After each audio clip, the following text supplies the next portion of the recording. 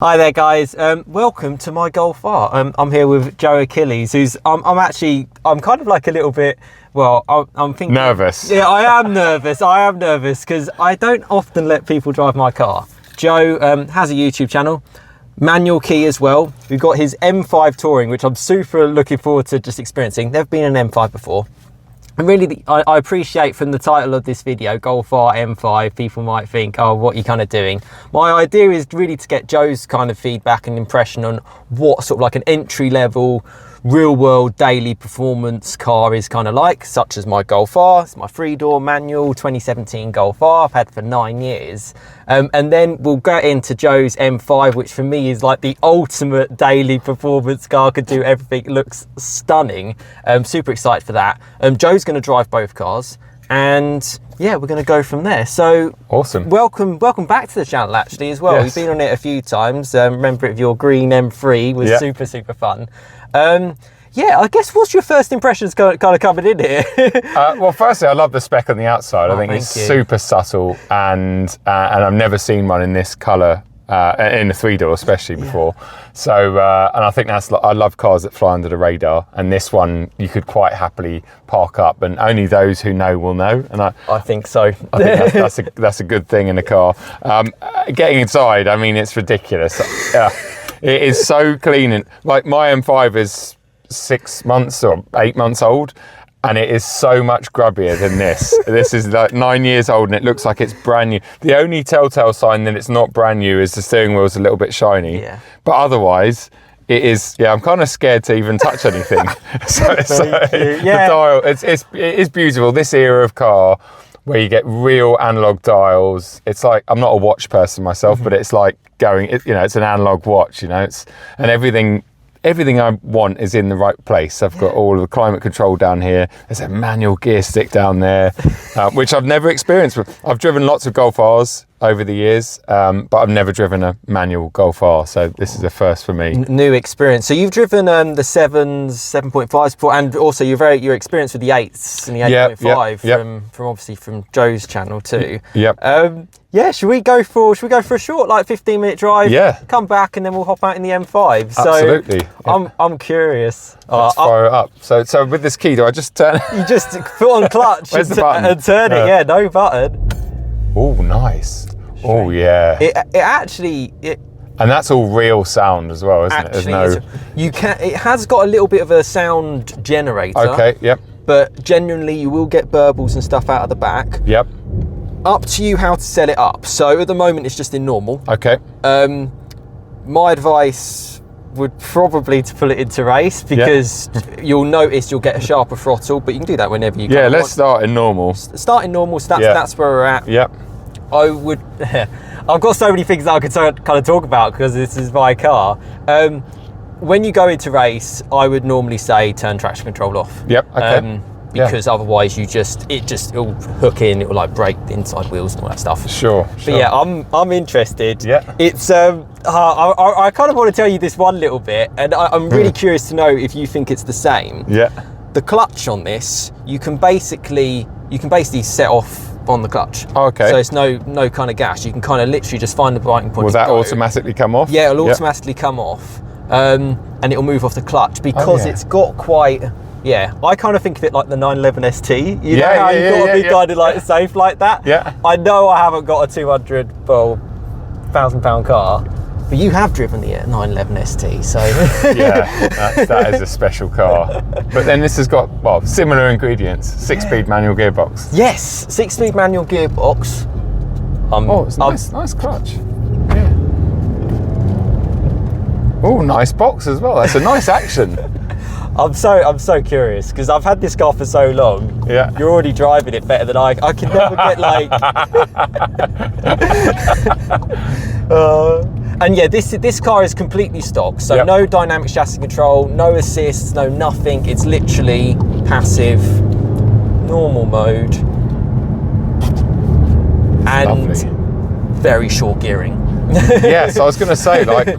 Wow. You'll literally at 70 in 6, you'll be 3,000 RPM. Wow, okay. Oh, what's that, a Mark 5? Oh, yeah, we got a Mark 5 GT.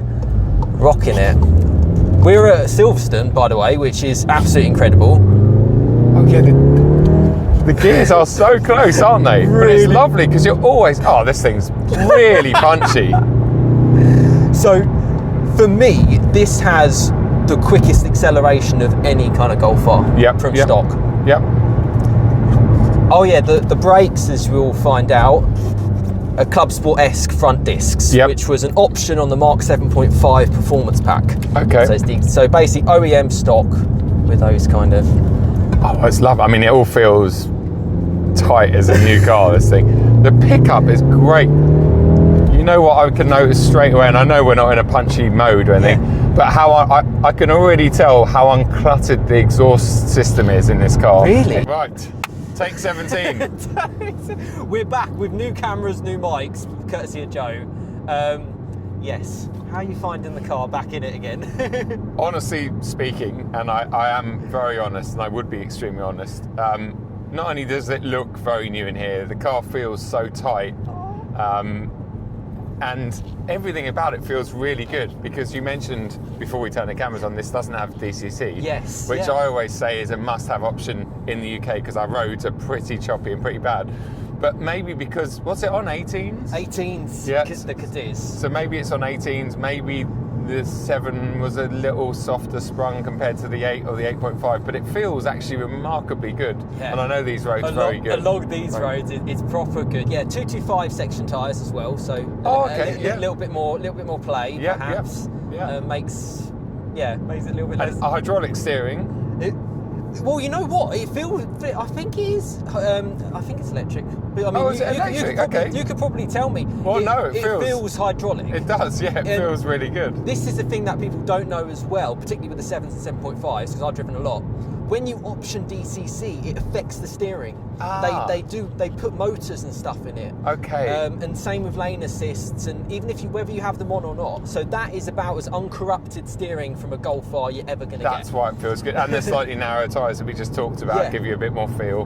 But it's great. Everything feels good. The clutch, the gearbox, the brakes. But the way it goes, I think we were saying maybe just before the camera's sort of corrupted, it's when you put your foot down, and we're only in normal, but it's the way it goes, the way it takes off, and it feels, and I can sense that unlike so many modern cars like my M5 that are cluttered up with so many things like OPF filters and sound and restricting boxes all the way through the exhaust, although they've got big figures on paper, when you put your foot down initially, and I'm sure a lot of it is actually emissions based as well these days, there's something, even an RS6, a modern RS6, that initial put your foot down and the throttle sort of response is a bit dead. And I'm convinced that a lot of these cars these days are programmed to be like that, to cheat some emissions. I agree. Whereas this, it just feels very instantaneous. Like you put your foot down and you can feel everything. Yeah. Horrible curbs here. What's your wheels? Yeah, my 18. But yeah, like second gear and that short gearing. Oh yes. Oh, and I've got into fifth. Second to fifth. Third, I'm paranoid about going back into first, but yeah. Oh yeah. But it's very short, and actually, that's the thing, because to even get to 60, you have to change up to third. Wow. So okay. it's that short of a gearing. Yeah. It's a completely, I would say, misunderstood a little bit, the Golf R, I'd say personally, because it's like a lot of people think they're very benign, they're not that fun, they're not that sort of tail happy. I mean, I've owned a Focus RS, the Mark III, and that's quite tail happy. Sure. When I was going from that to this felt more of a capable, serious car, which really, really surprised me. But this feels very, it feels far more alive to me than some of the really modern stuff. Really? Because I mean, you've driven so much stuff, Joe. That's really interesting to hear. I have, and sometimes it spoils me because my level is sometimes. Whoops. Yeah, that's all right. My level is sometimes, I've done it again into fifth. My level is sometimes a bit too high, and I approach certain cars with too much expectation, and then inevitably what happens is it gets taken back down again. Yeah. But with this, obviously being 9 years old and having never driven a sort of manual Golf R, I wasn't sure how it would sort of work and how it would all, you know, come together. But And you're just in normal mode. oh yeah, actually yeah. Okay, let's.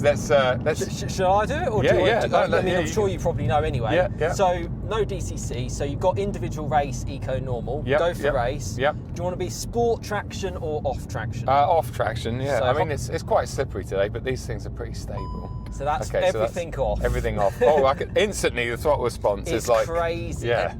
Yeah, Wow. it's crazy. All right, let's And get on this second. Oh, lovely sound as well, isn't it? Let's get third. Yeah. You got it. Oh my goodness. Oh my goodness. This thing's a little rocket ship, isn't it? completely stock. Brilliant. Big pothole. Well avoided. But it's nice and narrow, that's the thing. These are a lot smaller than the 8s. Okay. That's the thing. Narrower tracks and stuff. Narrow track, smaller car, lighter car. We were sort of saying beforehand, possibly about a ton less than your M5. Yeah. Just under 1,500 kilos, I'd say this, in three-door manual. Oh, it's lovely. The pickup, Yeah. tiny bit of turbo lag, but you're going to expect that. But it just feels so free and easy. It feels 200 kilos lighter than the new one. It's just got that instant response about it, which, when you think about it, okay, it hasn't done crazy miles at all, has it? And you've looked after 62,000 yeah, on. really. I mean, a car like this that's been looked after regular oil changes or even over regular. Yeah, I was saying, full VW service history, I've probably Yep. over-serviced this car. Yep. And it's quite nice in terms of like the exhaust as well. That's what I do sometimes, because it's very direct. It is very direct, And it's but it's compared to, well, we'll go out on the M5, but it's very direct, but there's still a nice amount of roll, and it's not overly sprung, Yeah. which I think is something that a lot of manufacturers, especially with hot hatches, and I know they're dying out these days, but let's say after this, Yeah. in the early 20s, people were over springing, over whatever. They're I probably, get the spring you. rates, everything was becoming a bit too firm. So in Germany, those sort of cars were great, but you get back here in the UK and it's just a bit busy. But this thing, it turns in lovely, but it's also got a nice sort of plush ride about it, which is yeah, what a little car. It's amazing to hear you say this, because that's how I feel as well. And you even get like a little burbles over 3,000 RPM if Yep. you lift off. Yep. It'll just go boop, boop, boop, boop, boop. Yeah. And it's very natural. It's a real noise. So it's Yeah. one of those where you sort of like Boom, boom, boom, boom, boom. yeah, straight into the Jakku, the JQ. Oh yes. You can tell that's genuine because you can Yeah. feel the bass through your chest, like.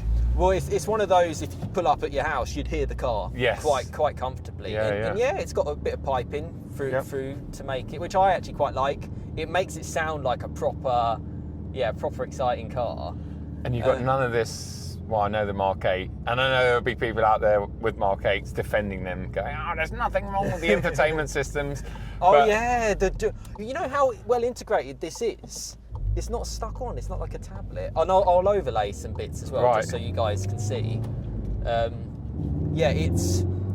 It's from an era where I absolutely love. And the big thing for me is it's like I'm really curious to where this is like compared to the Ultimate.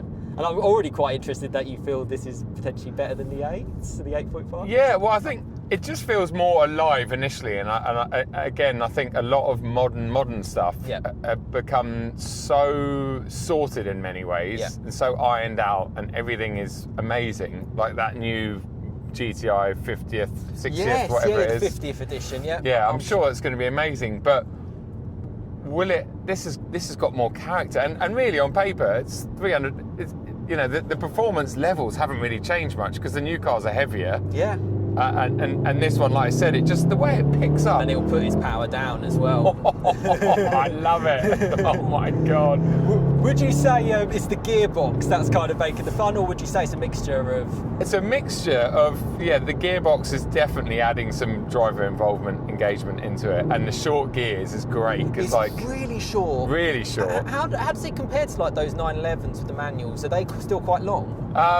Yeah. So something like a Cayman GT4, Yeah. either of the generations, and they're very long. Okay. And I can tell you now, like, just because of the lack of torque, well, they're NA, aren't they? They're not turbocharged. Yeah. But if you're in a Cayman GT4 here, 4th gear at 40 miles an hour like we are now, if you put your foot down, it probably wouldn't even pull up here. Whereas this thing's like, you get the spike. Yeah, it's amazing. Like, although it revs out, you kind of can drive it fast between about 2,500 and 3,500. It's like a fast diesel in that sense. That's like, my kind of comfortable, normal kind of mode. Yeah. But then it really does come alive. If you want to just go for like a morning blast on a Sunday morning, suddenly it's like, oh, hang on. And it can encourage to rev out. Yeah. And you got the manual dials, and I mean, you're basically saying all the stuff. I love how you're still selling it to yourself 9 years on. You're I'm still selling it. It's how I started up the channel. So I started it up to share the car. Yeah. Genuinely, Joe, because I was going to sell it. I didn't buy the car for the channel. I bought the car for me. Yep. And I was like, oh, well, I might as well share it. Yeah. I saw yourself on YouTube and stuff. I was like, I can do this. Yeah. No, I understand what all the fuss is about. And there would be, if this was mine, I'd be in absolute no rush to get rid of it because it's good to know. Also, there's no rattles or creaks or squeaks, which you do get again in a lot of modern, not just Volkswagen Group cars, but BMW, even Porsches sometimes.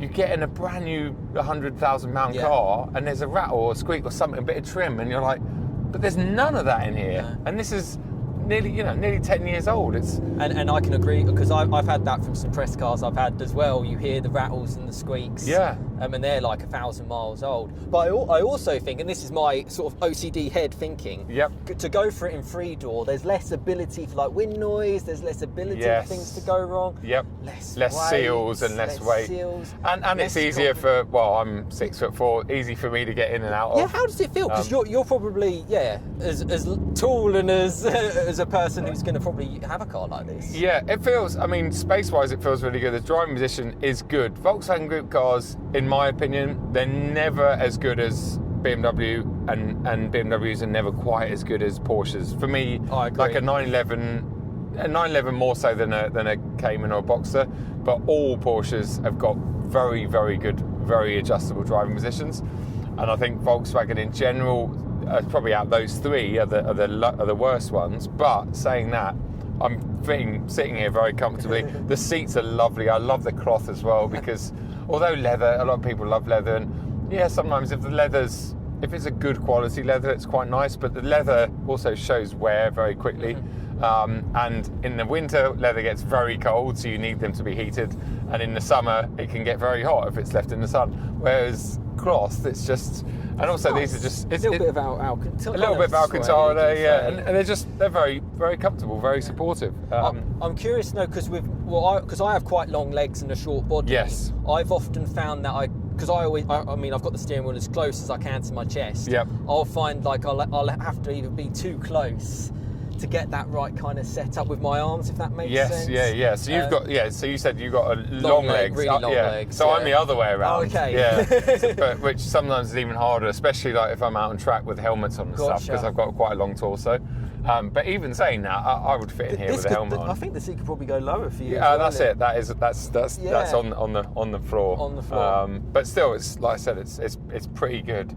No, I'm really impressed with it. I wasn't expecting it to feel as tight and as new and fresh as this. And also, I think I've always been, if people have always offered me, if I'm reviewing them, although I appreciate the Golf R, especially, I've done a couple of ice driving events with Volkswagen. Oh, is that with Manuel? Yes, exactly. I met up with him at the end of what last a legend. Year. He said he was literally like, Joe's just a legend. He said the same thing. He is such a nice guy. He took me out in a Touring R up in the Lake brilliant. District. Yeah. He is just, what a lovely guy. I mean, you do meet some cool guys in this industry, but he's just, nice one. Manu, if you're watching, lots of love. So just for the context, they're like, basically like development test drivers. They know their stuff inside and out of these cars.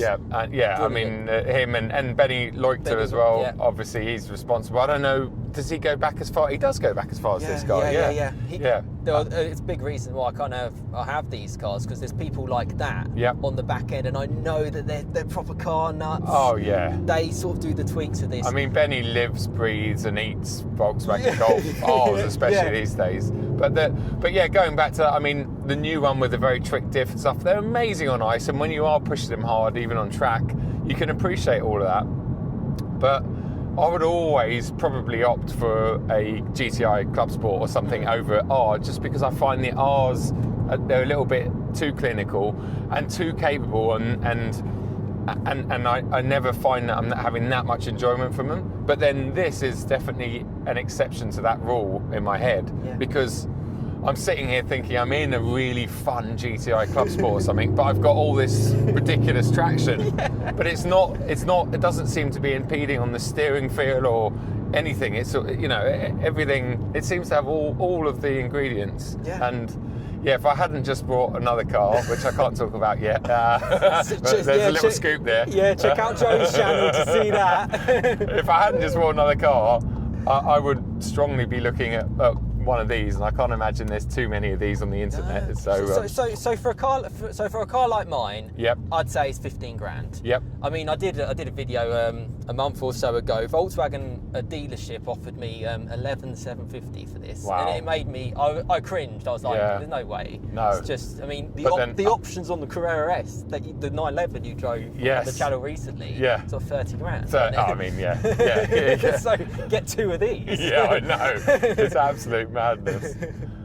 Oh, it's just brilliant. Do you want to go around a bit more? Whatever you prefer, whatever time-wise, whatever's best. I don't mind. Well, we'll go down here. Oh, we've got some bikes. Yeah, and then we'll I'm very excited about the M5, I'll be honest. Yeah. But interestingly, speaking to, is it Manuel or Manu? I think it's Manuel, but Manu is like his nickname. Manu's his nickname. Yes. Because when I chatted to him, because I love to learn, Yep. he said to me with the 8s and the 8.5s, what they did is they basically saw what they did on the Mark III Focus RS, and they used that same torque splitter on the Golf. Yeah, okay. Because they saw that was the best. Yep. So really, the latest Golf R is sort of a mixture between the Focus RS and this. Yes, yep. And with the Haldex system being more, obviously, benign, you're not going to feel the rear as much, although with the thinner tyres you can get it a little bit. Yep.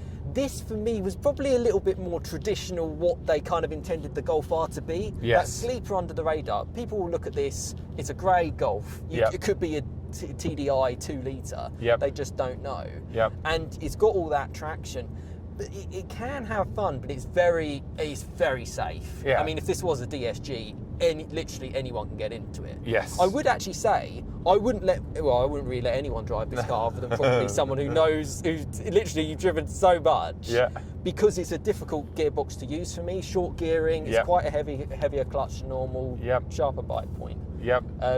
So it's got that kind of engagement.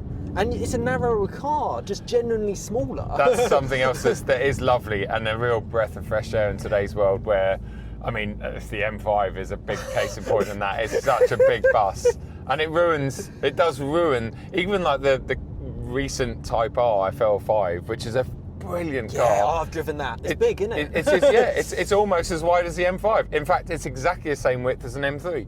And that ruins some of the drivability for me, because we'll just loop around here. Yeah, go for it. Roads are getting smaller and smaller and smaller. But yeah, it does ruin some of that drivability in the UK. I think it's very a UK specific thing, but yeah, if you've got a nice narrow car, and it feels narrow, but not stupidly narrow, it just feels narrow compared to a modern day hot hatch or anything I get to drive. But it's lovely. No, it's really nice. I can see why you've kept it this long and why you're not in a hurry to get rid of it. I don't want to sell it. I don't know why every single time I sort of think to myself, it's that sort of feeling like, because I'll be honest, I can afford a more expensive car, I'll be honest. But I'm like, I just love this car. And I'm more sort of leaning towards, again, having like a second car, like on the side, like a bit of fun. This is brilliant. But it's super interesting, because when I came from my Fiesta ST, my Mark 7, really small, really light, little over a ton, I sold that for this, and I got into this and I was like, oh, it's heavy, it's wide, it's big. Okay. So it's just how the mind plays kind of tricks, but actually this is more than fine for these kind of roads. It is. And I've had 5 up in here, I've had bikes in, mountain bikes, everything. I can believe it. And because it's stock as well, I'm constantly paranoid about like grounding out and things and stuff, but because you haven't done anything to the suspension, and it actually clears everything without any issues whatsoever. And I think these are 15mm lower as being a Golf R over I think that they are lower than the GTI. But yeah, I'm happy you enjoyed it, because that's what I like to share on my channel. That you can't like fake an expression. No. This is how it is. And at least you're putting that rubber stamp on me to just say, Sam, get on with other things. Keep this car. Yeah, absolutely. And what does it do on a long run? Like if you're so at 70 miles an hour, you're on the motorway. So a lot of the time, I'll be honest, because it can drone a little bit at 70. Yeah. With 2,000, I told you it revs at like 2,800 RPM. Yes. I've driven this to Scotland, to Edinburgh, Yeah. and back, and I got 500 miles to a tank. Wow. And I got So what's 47 What? mpg. This was I proper cruise. Okay. Coming up here to see you, Yeah. 43 mpg. Wow. But a lot of Golf R owners comment and they say, Sam, you can never get that. It's because I do cruise. Yeah. Like, well, it's 50, 60 coming up here. Okay. I'll be 6 gear. Yeah.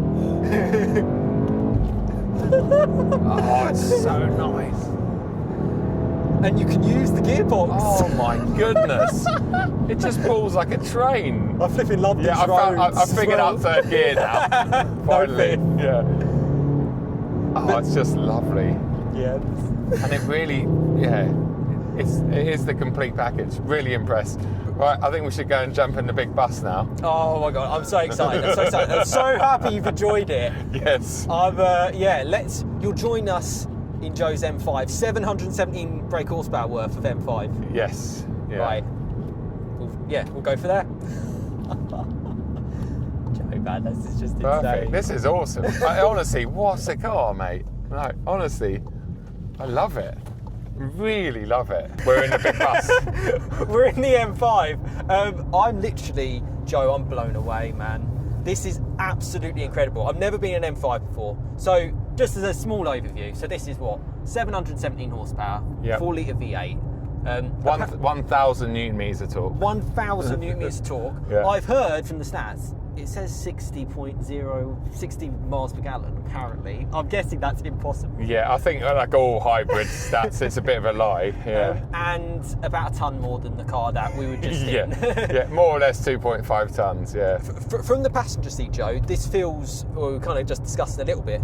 I feel all right. I feel comfortable. I feel the seats are comfortable. Yeah. It feels big, but it's got this airiness about it. But yeah, how are you feeling coming back in this? Well, firstly, I mean, so I went to the launch.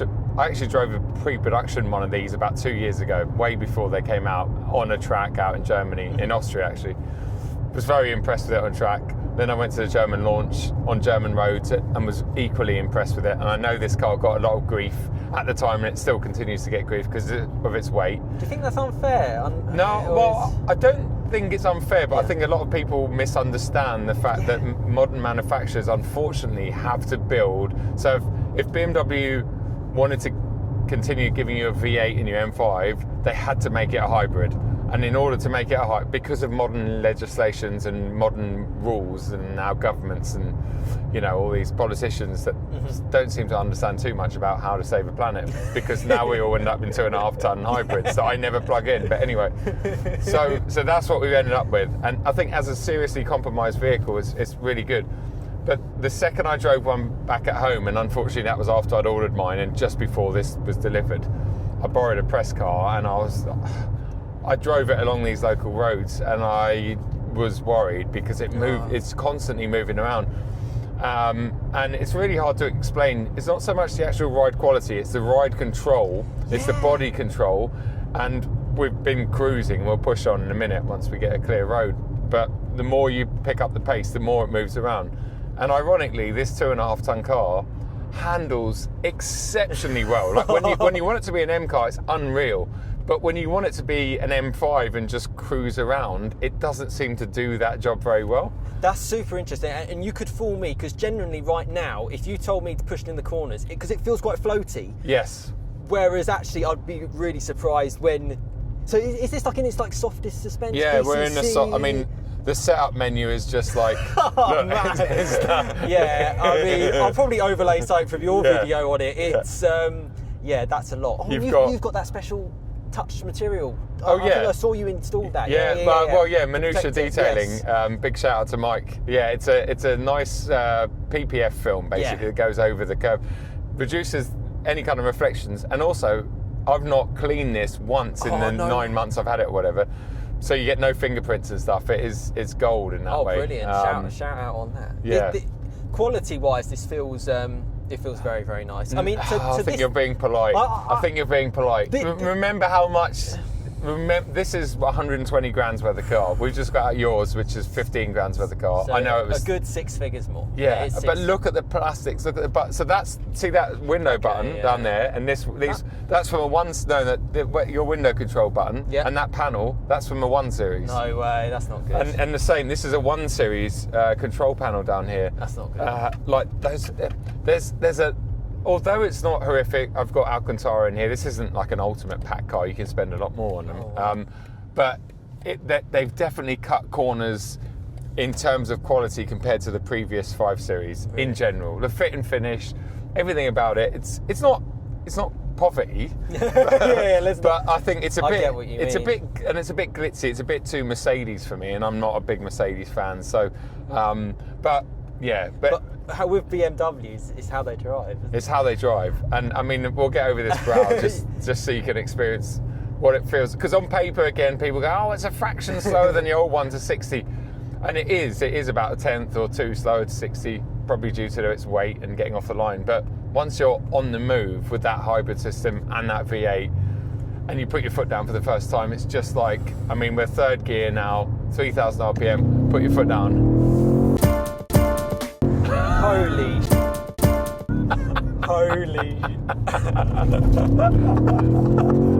It's just, honestly.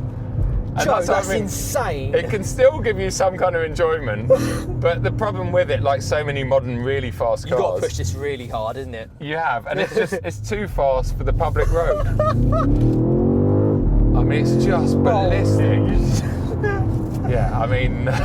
So I was with you as a passenger in your M3. Yes. And I felt like roller coaster levels. This feels like another level. It's just the torque, again, like demonstrating, like, we won't do too much more fast driving because we're on a public road and I like to be responsible, but like 6th gear now, we'll wait until we get to this uphill. So that's a steep uphill. So it's 8 speed as well. Yeah, 8 speed. We're in 6th gear at 1,000 RPM. I put my foot down.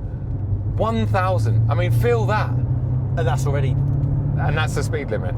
So it's like, it's just got torque for days. The running gear and the calibration when you knock it all back into drive, and it's really good. Once the combustion engine's up to temperature, everything runs really well together. When it's cold in the morning, sometimes the gearbox is a bit clunky, and when it kicks in and out. Also, the problem with hybrids is you can get up and I can, if I've got a really early start to go to the airport, I can leave my close at 5 a.m. and not disturb my neighbours because I'm in electric.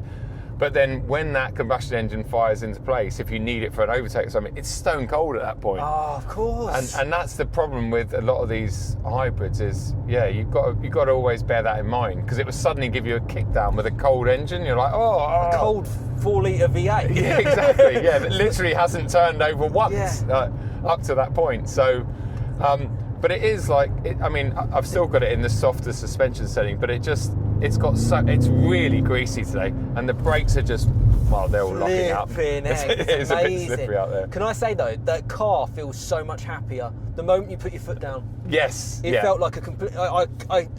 Unless you're kind of sitting there, and that's kind of what I hope we kind of interpret from the camera as well. Yep. Before, when we were just driving around, it felt like it could have been a 530i or something like that. Easy. Yeah. And it rolled around. Yep. When you started getting it going, I was like, hang on. I mean, this car, what? I've heard 196 miles an hour it can do. Yeah. This hasn't got the M driver's pack because that's another, I don't know, 8 grand or 10 grand. So it's actually limited to 155, so like all the German. Like yours is. Mine's limited again. So it's actually no faster than your car. It's no faster than the Golf R. There's no doubt this is a 200 mile an hour car. Well, so I had the 2 press cars that I had out in Germany, the Saloon and the Touring. I took them out on the Autobahn, and even though those ones had the M driver's pack, that's still limited to 190 something miles an hour, and they both hit. So ironically, the Touring did an indicated 313k, but then it hit. You could feel it. It's like, oh, it's accelerating, and then it just stopped accelerating. Even though it had more. It had definitely had more, yeah. So they definitely are 200 mile an hour cars, but you'd expect that with over 700 horsepower, because that weight kind of disappears once you get above a certain speed. You know, it's all about the wind, really. Do you know the split at all between the engine and the hybrid? Are we going to do launch control? A little launch here, but it's probably going to really struggle. Yeah. Oh, there you go. Oh, they were laughing. It short shifted to second, then it was still spinning up in second. And this is X-Drive, isn't it? Yeah. So it's just I mean, 295 on the rear, 285 section on the front. Michelin Pilot Sport S5 tyres as well, so homologated just for this car, like they're real special. But stickier than Cup 2s of.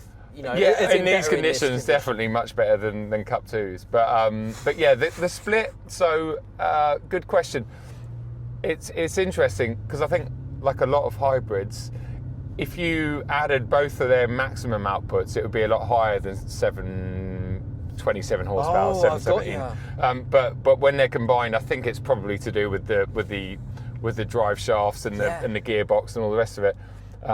It's slightly down on if you added them both up, but I think the engine or combustion engine on its own, I think 580, solid, isn't it? which is actually down on what the X5M and X6M have. Really? That's 635, and they are just that engine. So I wonder if BMW are gonna produce like a comp version or something with a bit more. This feels like, because just like even these sort of like slow maneuver stuff you're doing, the stuff that probably a lot of people don't even talk about, it feels really comfortable, easy to use. You've just pulled in so cars could get past. Yep.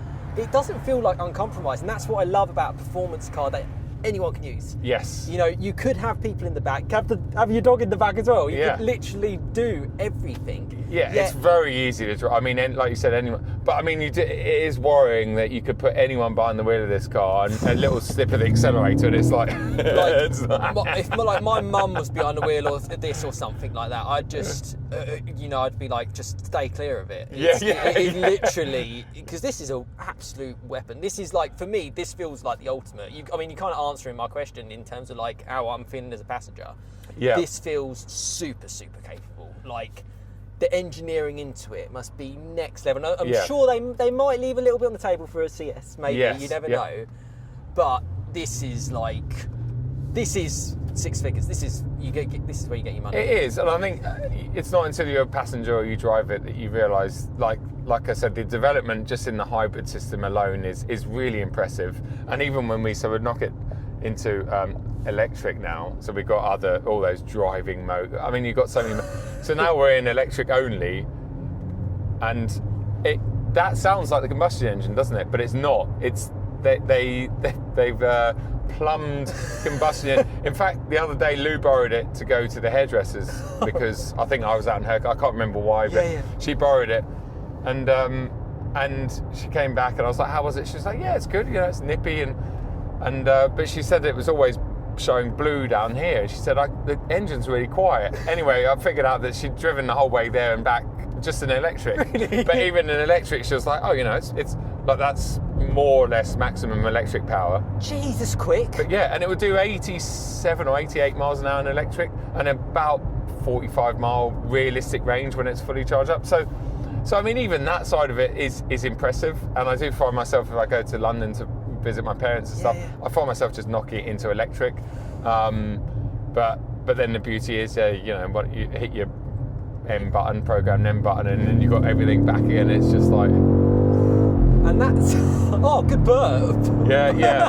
But then how much of that is real? I don't know. It sounded good from the out when I was hearing you coming up towards me in Silverstone. You could hear it from a long way. Yeah. But then you got a different exhaust at the end. I have. I've got a Miltech back box or axle back system, which definitely sounds better at idle. And I think it adds. I mean, not that the stock exhaust is small, but past the fizz test. Yeah. The for sure. But this car, and I was kind of like, when I was looking up at it and checking it out, I was like, I'm trying to steal your car. The vents at the front, I could generally fit in from the aero. Yeah. It looks so mean in person. Yeah. It will never come up, ever come up on camera. Generally, I've watched your videos. It doesn't show it unless you're here. I have to be honest. Yeah. It's like, it looks so crazy mean, wide track. It goes like it can. I think the wheels, and I'm not just saying this because I've got them, but the Edelweiss wheels that I've fitted to it, they've definitely added, like all modern cars, even in fact your Golf, like they're all built, they have to have the wheels inside the arches a certain amount, and obviously that does affect the way the car looks, especially a big old lump like this. And so as soon as I put those wheels on it, and there's no spaces or anything, they're designed to be the perfect sort of fit. Have you adjusted like the camber or anything? So this is stock? Nothing. Russ at Swift has played around with the Geo just to make sure that it's running straight, because a lot of them aren't these days when they come out of the factory. But otherwise, it's completely stock in that sense. And that's the thing. A lot of people probably don't think of, if you're still watching the video. A lot of manufacturers, is it like they'll do toe in or whatever? They'll make it so your wheels will actually genuinely go a little bit in because they're used to motorway. Where actually, if you really want to drive a car hard, you need to get that set up. Set up suspension for me. Tyres, more important than anything in any car. Definitely. How? I mean, I'm smiling more, I'll be honest, than I was in. I have had mine for 9 years. Yes. How are you feeling a little bit now with this? Like, if you were to get into that Golf R, would you now kind of think, oh, hang on, actually? Yeah, I'm just interested. I'm curious. I wouldn't, because I mean, well, before we had the camera issues earlier on, I'd driven to you in this car like 15 minutes. I'm very used to this car. And I mean, so I'm getting rid of this year because I haven't fallen in love with it. I can appreciate what it is. I say it's an amazing compromise car by BMW, which I think it is. But amazing compromise car, yeah. Which I know, might sound a bit crazy, but I genuinely think that the M3 Touring is a better package. It's far more engaging. It's not, you don't have that instant tap of energy and power, but that all wears off very quickly. It's like a fast electric car. That acceleration, that instantaneous poke does wear off very quickly, and I think that's why something like yours, even though it does have instantaneous response, if you want it to go really fast, you've got to rev it out and work with it. And that's what I love in the majority of cars. That's why I like the Carrera T, the new one, more than, say, a GTS, because GTS, again, you put your foot down, it's so fast, but then it's like, that's great, but in the T, you've got to like stir the box and use that 400 horsepower, because otherwise you're not going that fast. And I think that's the problem with this car. Again, it's too capable. But the main thing for me, the main negative of it is the ride quality. And getting out of yours, which is on passive suspension, it shouldn't feel that great, and it does. It feels. Actually, even not to be mean, it does feel, actually, mine is a little bit better on the suspension at times. You have to really push it on. Like, I feel like you do so many like long journeys and stuff like that, and you got some cool plans this year as well. This feels like you could drive around the world to the moon and back, and it would just be absolutely fine, and yet you could push it on. I don't know if it really likes the whole not pushing on. I don't know. Well, you probably know better than me. We'll finish the video on a really bad bit of road on the other side of this village, because it really uncovers that, I think, what is fundamentally wrong with this car. But I've had a lot of people, when I've commented on the ride, and you know what it's like, the internet's full of experts. Even if it's like, no, I've gone out and bought this car with my own money, and I'm saying negative things about it, although the internet thing, I get paid by BMW. But if I say negative things, then I'm wrong. If I say positive things, I'm wrong. But I've lived with this car in the UK for 8 or 9 months now, and I don't think it's very well set up for the UK. I think in Germany, when I test drove them originally, they're brilliant.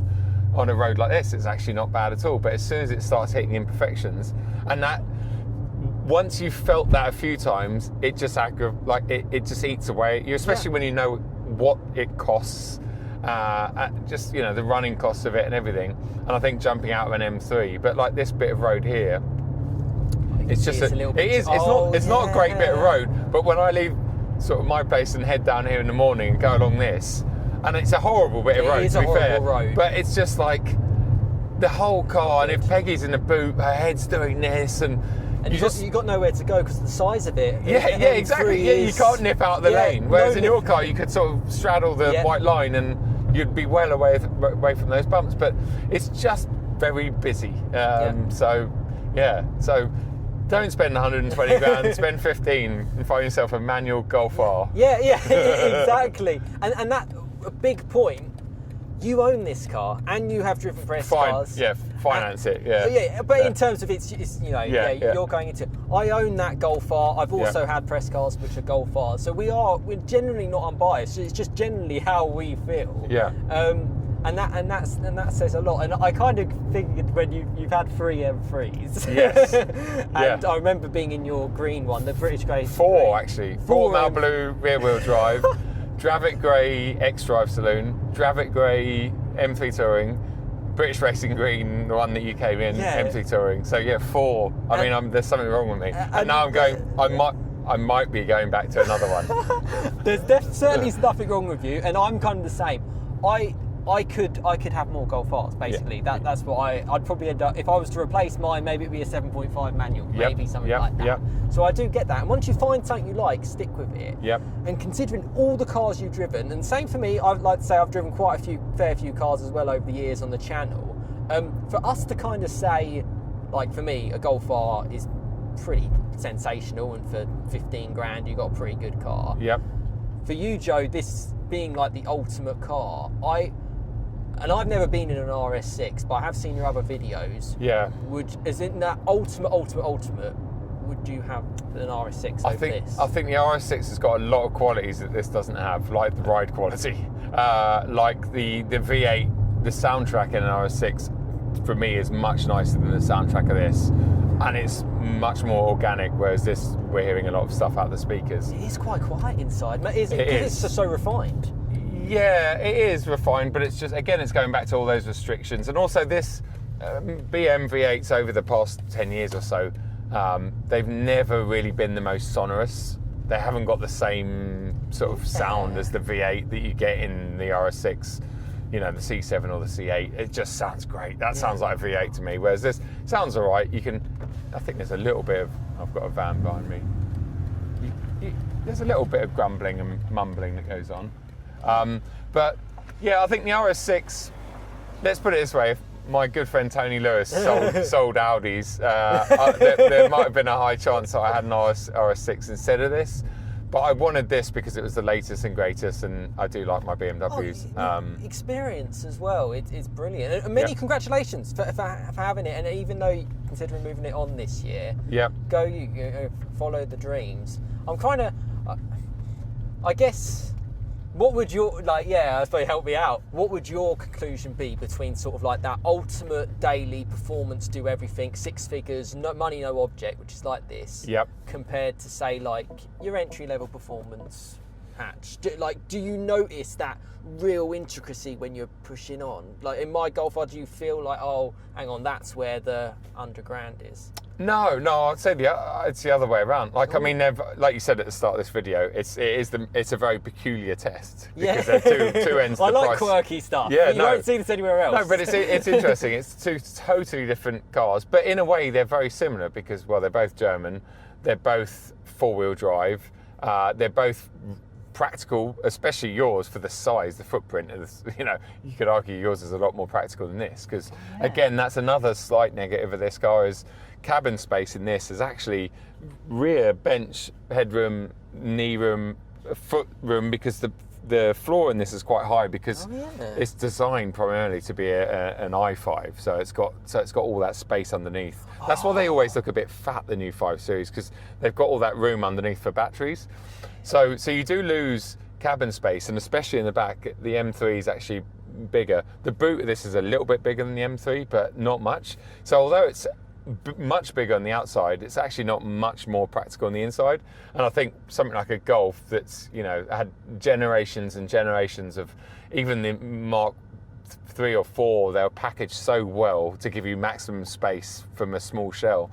And I think, you know, your Mark 7 really demonstrates that. It's very spacious, feels great. You could fit the family in there. Okay, it's not the biggest boot in the world, but you could get the Golf R wagon, couldn't you? That's the thing, the Golf R estate. Yeah. Did they do a manual one of those? They didn't. They only did okay. it in the only manual estate I know of which I've driven is like a Focus ST estate, which is pretty fun. Yes. But yeah, thank you so much, Joe. First of all, taking time out no pleasure, to experience something like this M5. Yeah. I'm super curious of what you've said as well, what's coming up on your channel. Yeah. So check out Joe's if you haven't already. And I hope this gives some sort of like detailed insight of, you know, for ultimately the more perhaps common, attainable performance car to something of a level where it's just they've really kind of gone for it. And yeah, hope you've enjoyed. And let me know your thoughts in the comments. If you've got an M5, you've got a Golf R, any questions, I'll be happy to help out. But yeah, cheers, Joe. Cool. Thank you so much. No worries, mate. Good to see you. And yeah, comment below, guys. Hit that subscribe button. Cheers, all. Right, perfect. Cool. Turn on. Thank you so much. Nice. Yeah, no worries. Amazing.